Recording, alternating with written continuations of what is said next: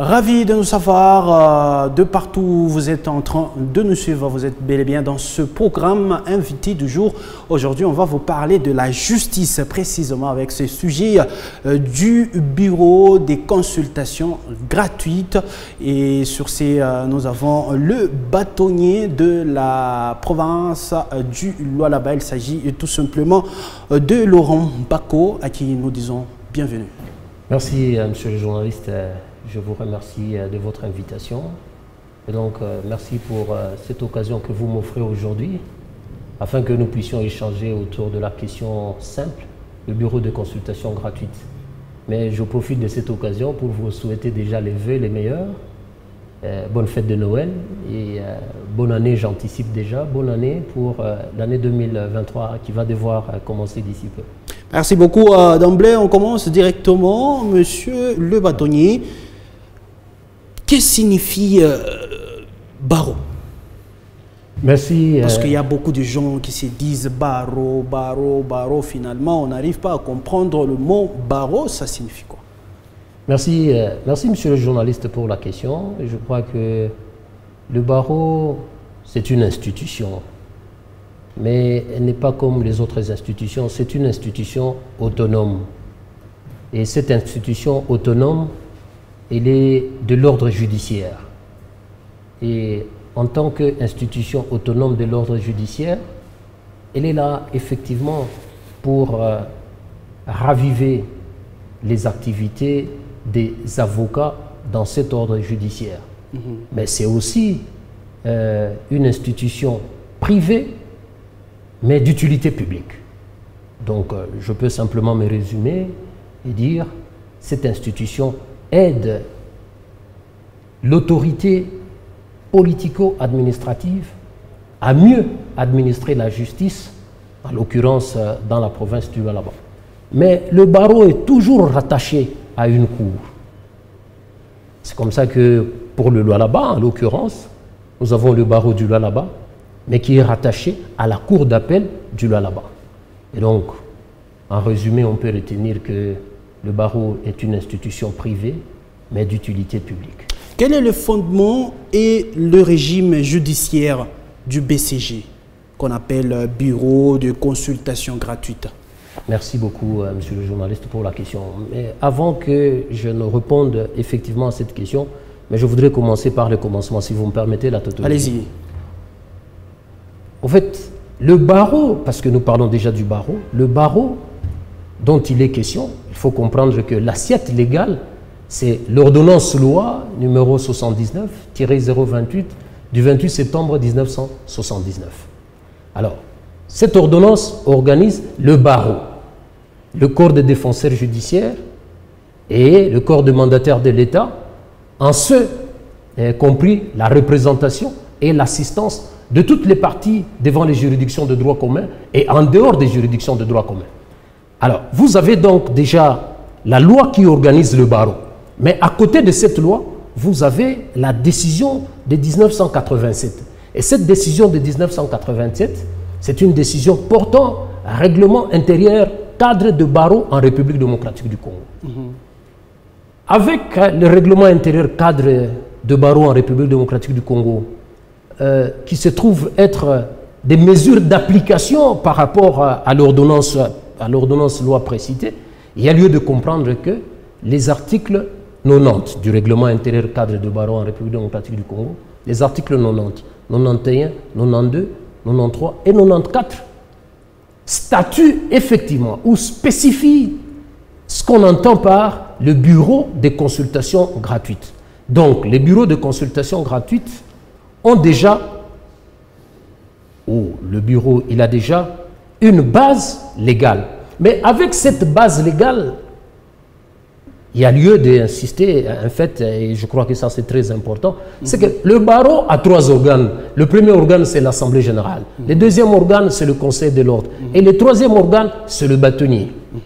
Tel que je suis là, je constitue le troisième organe de tout un barreau. Mais au deuxième point, nous avons le Conseil de l'ordre. En ce qui concerne le barreau en République démocratique du Congo, chaque barreau a un Conseil de l'ordre. Et le barreau du Lualaba a aussi un Conseil de l'ordre. Et le Conseil de l'ordre a comme membres du Conseil de l'ordre qui sont constitués des commissions. Chaque barreau a 15, le nôtre par exemple, a 15 membres du Conseil de l'ordre. Et chaque commission est présidée par un président ou une présidente. Et au barreau du Lualaba, dans les 15 commissions, nous avons ce qu'on appelle le bureau de consultation gratuite.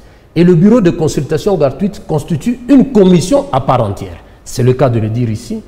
Notre bureau de consultation gratuite, ici au Lualaba, est présidé par Maître Mami Onenda, secondé par Maître Joël Madika. Donc, 2 avocates, membres du Conseil de l'ordre, qui constituent la présidence et la vice-présidence de la commission du bureau de consultation gratuite.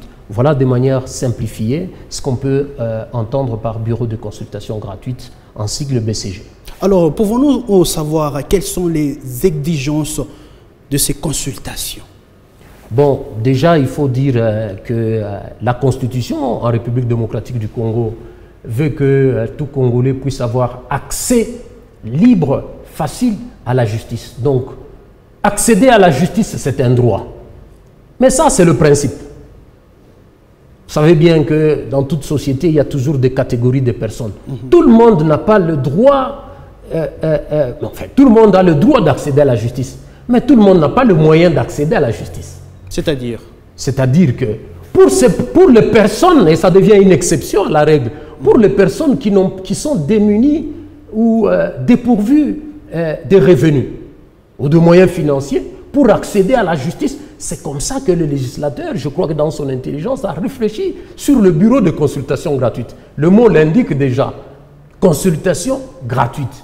Donc ça voudrait dire que nous donnons finalement accès à une certaine tranche de la population, de la province du Lualaba bien entendu, parce que notre barreau, c'est le barreau du Lualaba, à pouvoir accéder à la justice. Mais comment accéder à la justice alors que vous n'avez pas le moyen? C'est ça le problème. C'est comme ça qu'il y a le bureau de consultation gratuite. Donc ça voudrait dire, et ces personnes, on les appelle les personnes indigentes.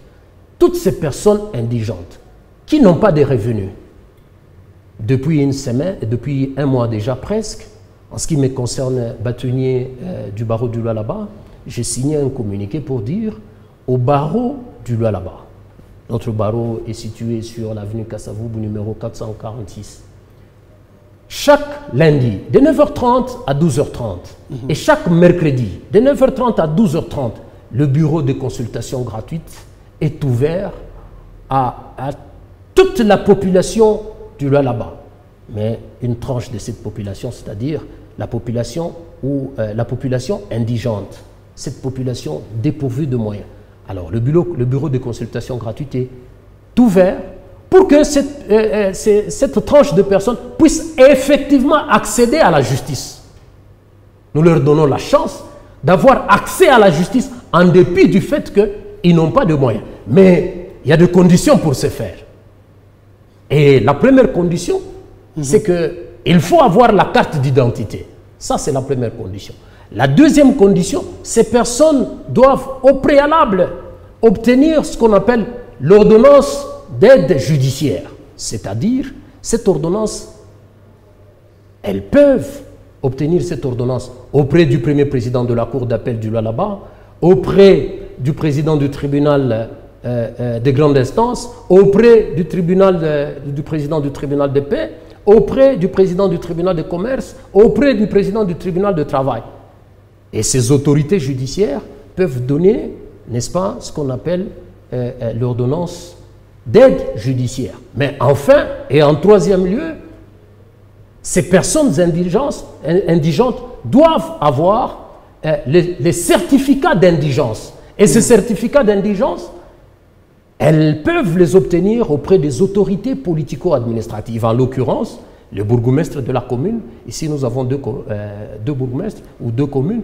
De Manika et de Dila. De Manika et de Dila. Auprès de ces deux autorités politico-administratives, ces personnes peuvent obtenir les certificats d'indigence. Et donc, à ces trois conditions, le bureau de consultation gratuite peut effectivement accompagner toutes ces personnes en ce qui concerne l'aide judiciaire et l'assistance gratuite. Autrement dit, nous appelons ça une assistance prodéo. Ça voudrait dire que vous travaillez pour Dieu. Alors, pour quelqu'un qui travaille pour Dieu, comment est-ce qu'il va demander les honoraires? Donc, ça veut dire que vous travaillez gratuitement. Ça s'appelle consultation gratuite. Quel est votre avantage par rapport à ça? L'avantage, c'est que déjà, cette question m'amène vite à placer un mot en ce qui concerne le bureau de consultation gratuite. Chez nous, au barreau, c'est beaucoup plus, en premier lieu, les stagiaires qui s'occupent des bureaux de consultation gratuite. Mais bien entendu, les stagiaires sont accompagnés par des avocats au tableau. Pourquoi? Parce que ces avocats stagiaires apprennent déjà et davantage sur le dossier. Tenez pour dire, l'avocat exerce un ministère, l'avocat exerce une mission, l'avocat exerce un sacerdoce. Et les honoraires qu'on donne à un avocat, ça ne s'appelle pas un salaire, ça s'appelle honoraire parce qu'on honore les prestations de l'avocat. Et donc, dans toute sa vie professionnelle, l'avocat ne s'attend pas qu'à obtenir un salaire, qu'à obtenir un bénéfice. Non, parce qu'il s'agit d'une mission, autant pour un prêtre, l'avocat parfois apprend sur le dossier. L'avocat est en train d'aider certaines personnes dépourvues de moyens. Donc, premièrement, c'est aider la population de la province du Lualaba, mais deuxièmement aussi, c'est que les avocats stagiaires apprennent à bien connaître, n'est-ce pas, leur profession, apprennent à bien connaître le rouage judiciaire. Je crois que c'est l'essentiel que je peux dire à ce niveau. Monsieur le bâtonnier, est-ce que je dois être d'origine congolaise ou de la nationalité congolaise ou bien d'une nationalité étrangère pour venir chez vous, ou ça c'est seulement pour les Congolais d'origine et de nationalité?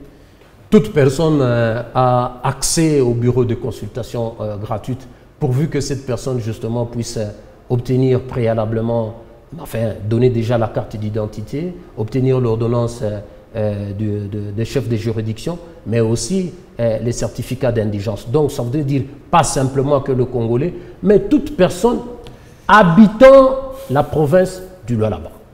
Comment conciliez-vous le travail du BCG avec les exigences du barème tarifaire des prestations d'un avocat? Merci bien. Mais comme je l'ai dit tout à l'heure, je crois que déjà, quand l'avocat doit être consulté, au niveau déjà de la consultation, l'avocat doit savoir, doit être à même de dire à son client, voici le travail ou la mission que je dois accomplir dans votre dossier et voici comment se présente ma note d'honoraire. Donc, au préalable, l'avocat doit déjà signer la note d'honoraire ou la convention d'honoraire avec son client. Mais là, directement, je ne vous coupe pas la parole, le barreau combat les avocats parce que les avocats sont là pour défendre les causes de ceux-là qui ont des problèmes. Non, c'est exact. Les avocats défendent les causes des personnes qui ont des problèmes. Ça, c'est un fait. Mais comme je l'ai dit ici, pour la population démunie, dépourvue des revenus, qu'est-ce que cette population doit faire? Est-ce que doit-elle croiser les bras parce qu'elle est dépourvue de moyens? C'est comme ça que nous avons considéré qu'il y a un sanctuaire pour toutes ces personnes dépourvues de moyens. Mais voici ce qui va se passer. C'est que ces personnes dépourvues de moyens, il ne s'agit pas de l'avocat qui va payer les honoraires pour ses clients. Il ne s'agit pas des avocats qui vont payer les frais de procédure pour ces personnes indigentes. C'est comme ça que toutes ces personnes, au travers le bureau de consultation gratuite, soit ça sera à ces personnes, c'est-à-dire les personnes indigentes ou ses clients, de payer une partie des frais de procédure, ou à défaut pour elles de payer cette partie de consultation, mais ça sera au bureau de consultation gratuite de suppléer aux frais. Pourquoi? Parce qu'aujourd'hui nous avons des partenaires. Le premier partenaire que nous avons, c'est le gouvernement provincial. Le gouvernement provincial, déjà, nous sommes dans le pourparler afin de pouvoir nous accompagner, n'est-ce pas, dans cette dynamique. Mais il y a aussi des organismes ou des organisations non gouvernementales, des ASBEL, qui sont prêts à pouvoir nous accompagner justement dans la dynamique du bureau de consultation gratuite. Et donc, avec de tels partenaires, il y aura moyen de suppléer, d'une part, aux frais de procédure, mais de l'autre part, aux frais que les indigents ne pourront pas supporter eux-mêmes. Alors, quelle suite accordez-vous au dossier déjà recensé après consultation? Jusqu'alors, comme je venais de vous le dire, c'est à peine 1 mois et demi que le bureau de consultation gratuite est à pied d'œuvre. Et donc, à peine nous avons déjà recensé 3 ou 4 dossiers. Les avocats stagiaires sont à pied d'œuvre. Et donc, la procédure est en cours d'exécution. Donc, ça serait prématuré de vous dire... Généralement, ça se passe comment? Parce que ce n'est pas une première dans cette programme. Non, généralement... Sur l'étendue, quand même... Généralement, ce qui se passe, c'est que chaque avocat à qui on a attribué un dossier du bureau de consultation gratuite doit, après 3 mois, faire la restitution ou le rapport au bâtonnier ou à la présidente ou à son adjoint du bureau de consultation gratuite du rapport du dossier. Et donc, il peut arriver que le dossier se retrouve au premier degré, le dossier peut aller au degré d'appel. Chaque 3 mois, les avocats qui sont consultés pour le bureau de consultation gratuite sont appelés à faire de rapports. Mais quand le dossier arrive à la fin, l'avocat est censé faire un rapport détaillé sur les actes par lui posés parce que nous sommes dans une procédure prodéo où l'avocat ne peut pas s'attendre à obtenir, n'est-ce pas, des honoraires. Il travaille pour Dieu, comme je venais de le dire. C'est une consultation gratuite. Et donc, en retour, l'avocat ne peut pas s'attendre à obtenir des honoraires. Avec cette vie qui est chère actuellement, il faut faire un travail gratuit. 2 choses. Il peut arriver, justement, qu'en accompagnant un indigent, qu'à la suite de cette procédure, que l'indigent puisse gagner la procédure et se fasse payer. En ce moment-là, donc là, il vous donne 10%. Non, il ne donne pas 10%. C'est comme la dîme. Non, ce n'est pas la dîme. Il ne s'agit pas de la dîme. S'il vous plaît, il ne s'agit pas de la dîme. Ce qui va se passer par contre, c'est ceci. Okay. C'est qu'avec le rapport trimestriel que l'avocat donne au bâtonnier ou au délégué, ce rapport-là peut constituer le moyen pour établir une note d'honoraire si la décision a acquis autorité de la chose jugée. Et donc, par voie de conséquence, l'avocat pourra taxer ses honoraires et se voir être payé par celui qui était hier indigent, mais plus tard, avec la condamnation, par exemple, de la partie poursuivie, et cet indigent s'est fait payer. L'avocat aussi doit se faire payer au travers des honoraires.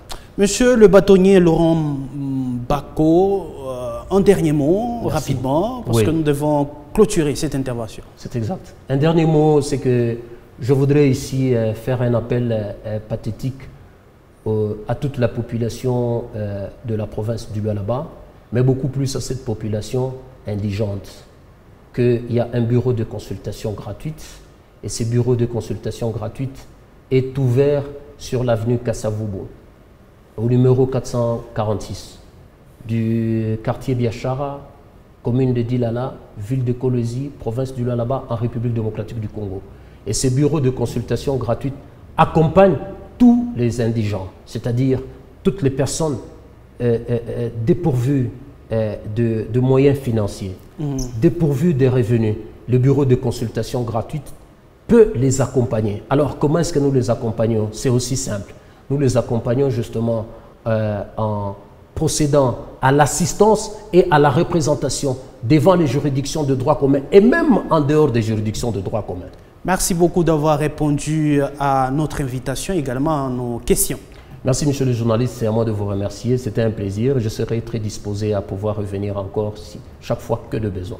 Merci beaucoup. Je le rappelle, on a reçu pour vous les bâtonniers Laurent Bako.